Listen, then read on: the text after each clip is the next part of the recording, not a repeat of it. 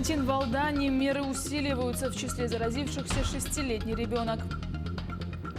Бесплатная телемедицинская помощь, как работают больницы в Айхале и как получить медпомощь дистанционно. Дистанционное обучение миконских школьников, как проходят занятия.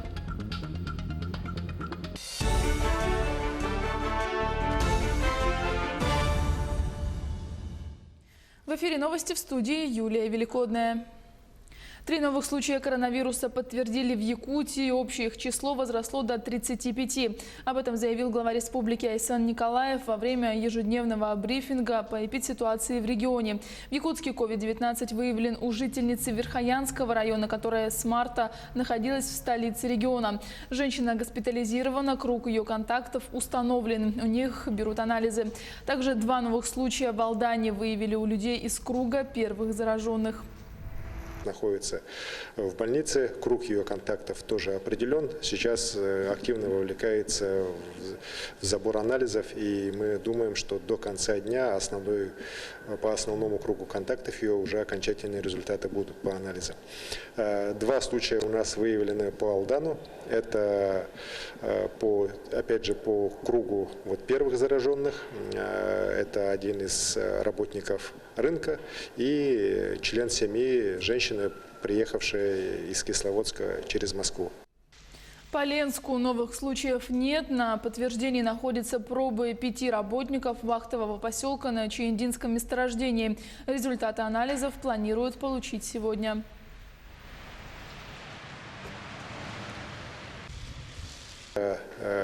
«Газпром» добыча «Ноябрьск» по нашей просьбе сделал рейс и вывез 23 своих работника, у которых были признаки ОРВИ и возможного коронавируса в Ноябрьск на дальнейшее прохождение ими лечения. Сейчас с «Газпромом» идет работа правительства республики, оперативного штаба для того, чтобы полностью очаг заражения на месторождении был локализован.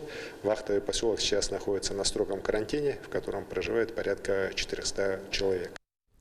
Также глава Якутии подписал указ, которым приостановил деятельность межмуниципального такси с 15 по 30 апреля. При этом сняты некоторые ограничения в труднодоступных населенных пунктах Якутии, в которых до сегодняшнего дня не зафиксировано ни одного случая заболевания новой коронавирусной инфекцией. В 169 поселениях по-прежнему приостановлена деятельность домов культуры, кинотеатров, спортивно-досуговых организаций, иных развлекательных заведений, банкетных залов. Вся остальная деятельность в этих населенных пунктах будет разрешена. Но при этом есть послабление. Предприниматели могут осуществлять торговлю специализированными товарами, например, строительными товарами, если у них есть отдельно стоящее здание. Здесь важно понимать, что отдельно стоящее здание это не означает, что это пристрой к многоквартирному жилому дому, либо первые этажи многоквартирных жилых домов. Кроме того, приостановлена деятельность парикмахерских, салонов красоты, других спа-центров, но при этом могут осуществлять свою деятельность салоны красоты, имеющие медицинскую лицензию.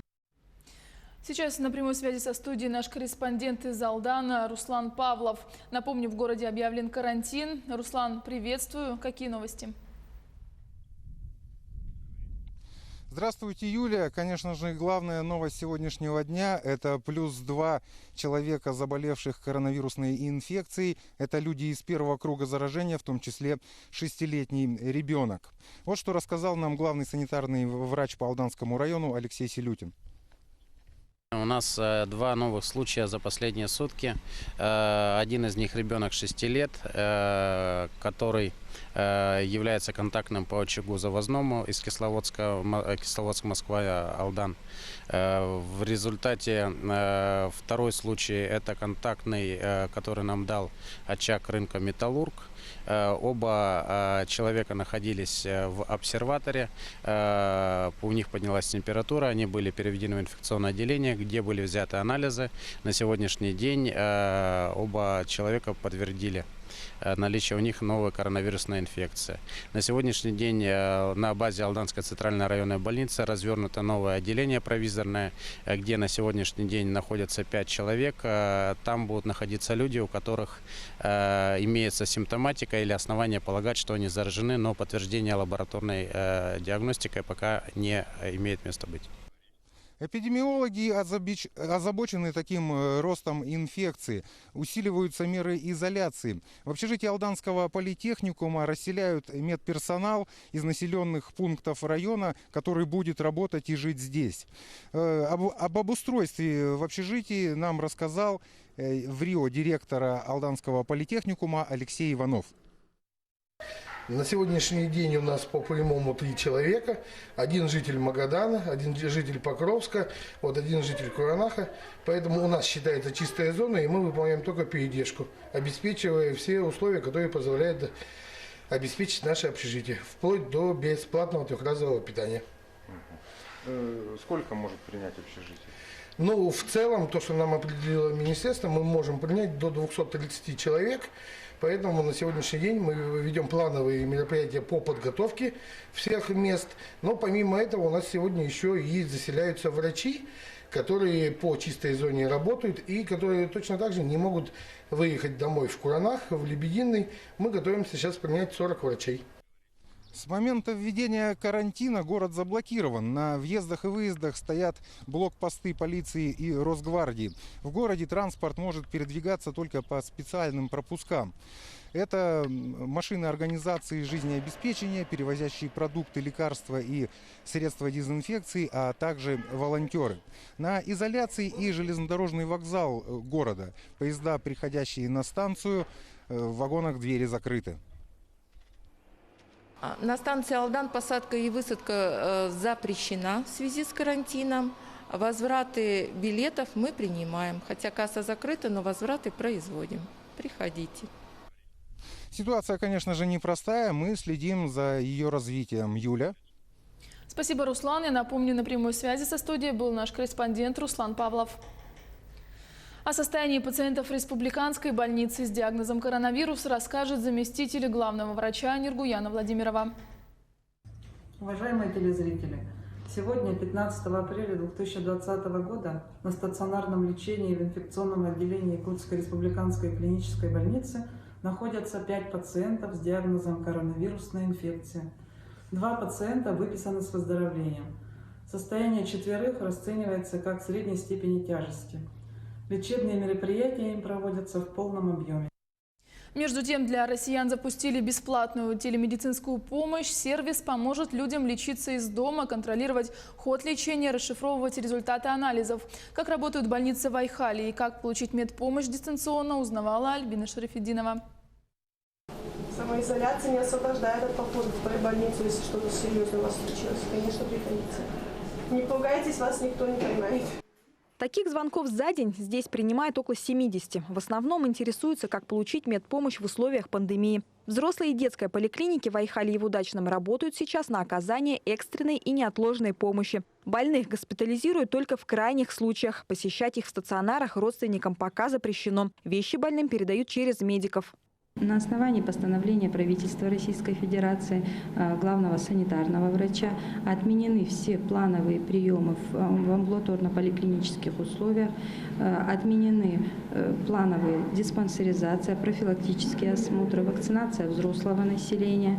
Несмотря на ограничительные меры, некоторые айхальцы все же идут на прием. Александр Скориков, пенсионер, на днях простыл. Врачей на дом вызывать не стал. Говорит, прийти в поликлинику быстрее, чем туда дозвониться. Потому что живет рядом. Хотя случай не экстренный, ветерана все же приняли. Пришел с маской, в перчатках был, конечно, разделся. Подальше от людей сижу. Как говорят, 1,5 метра – это минимальное расстояние. Без врачебной помощи не останутся и в Мирном. Там также отменили плановые посещения врачей, отложили диспансеризацию, диагностические исследования и профосмотры. Но поликлиника работает в штатном режиме, что позволяет пациентам обращаться за неотложной помощью. Также, согласно постановлению главного санитарного врача Республики Саха-Якутия, проводится первичный скрининг обращений пациентов, которые пришли в поликлинику. Во время этого скрининга специалисты оценивают ситуацию. Но мы напоминаем, что если есть температура, присутствует недомогание, иные симптомы ОРВИ, не рекомендуется обращаться в поликлинику, а необходимо в таком случае вызвать врача на дом. Попасть к врачу сейчас можно и без посещения больницы. Врачи сервиса «Доктор рядом» начали бесплатно консультировать людей дистанционно. Помощь можно получить круглосуточно. Помимо педиатров и терапевтов к сервису подключены кардиологи, неврологи, травматологи, дерматологи и другие специалисты. Такая услуга будет действовать до 30 апреля с возможностью продления из-за пандемии коронавируса. Альбина Шарафединова, Денис Хазов, Анна Брянская, Артур Голиков, телеканал «Алмазный край». Ну а насколько успешно проходит дистанционное обучение миконских школьников, знает Светлана Поцелуева. Непривычно пустые гулкие коридоры и классы. И одинокий учитель у доски объясняет урок, записывая себя на телефон. Ребята мои не захотели слушать видео других учителей, сказали, вы нам объясните сами. Вот я решила попробовать такое новшество. Посмотрим, как получится. Если это пройдет, то будем двигаться, вот мы в частности, вот в таком направлении. Если в семье несколько детей, каждому необходимо рабочее место. Это наш учитель по физике, и вот он объясняет нам тему. Фамилия этого ученого начинается на букву «П». Паскаль? Правильно. Мнения по новому методу обучения расходятся даже у учеников младших классов. Мне нравится учиться в школе, мне не нравится учиться дома. Там есть учителя, друзья, которыми я разговариваю, играюсь. Сайт мне нравится, заниматься мне тоже нравится. Но иногда бывает плохая связь. Занимаемся мы на площадке Учи.ру. Очень даже познавательно, удобно. Ребенок какую-то тему, если не понял, он может вернуться, прослушать еще раз, ну и дальше пройти этот материал. Конечно, сложностей достаточно. Основная из них – качество интернет-связи. Но процесс обучения идет. И, как нам рассказали в управлении образования, в районе на сегодняшний день обучаются онлайн 356 школьников, офлайн 647, 81 ученик обучается очно и 12 по индивидуальной программе. 6 апреля в труднодоступных поселениях Улуса у нас организовано очное обучение с 9 по 11 классы. Это села Томтор, Сордонох, Аймикун, Ючуги и поселок Артык. И буквально сегодня я включила еще 2 класса дополнительных, это 8 и 10 классы. Они обучаются у нас очно. Светлана Поцелуева, Павел Конь, Уснера.